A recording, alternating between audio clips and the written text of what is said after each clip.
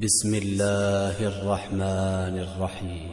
يسبح لله ما في السماوات وما في الأرض الملك القدوس العزيز الحكيم. هو الذي بعث في الأميين رسولا منهم يتلو عليهم آياته ويزكيهم ويعلمهم الكتاب والحكمة وإن كانوا من قبل لفي ضلال مبين. وآخرين منهم لما يلحقوا بهم وهو العزيز الحكيم. ذلك فضل الله يؤتيه من يشاء والله ذو الفضل العظيم.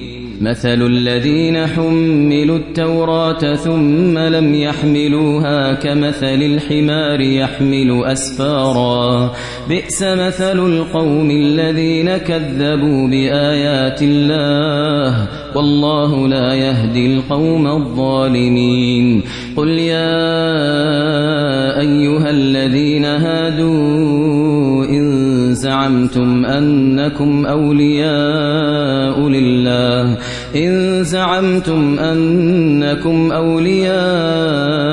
لله من دون الناس فتمنوا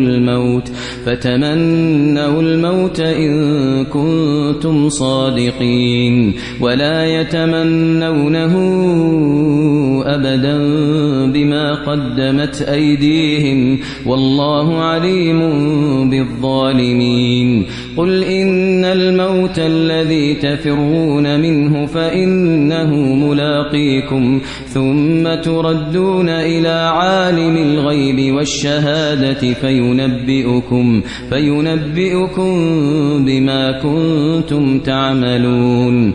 يا أيها الذين آمنوا إذا نودي للصلاة من يوم الجمعة فاسعوا إلى ذكر الله وذروا البيع ذلكم خير لكم إن كنتم تعلمون.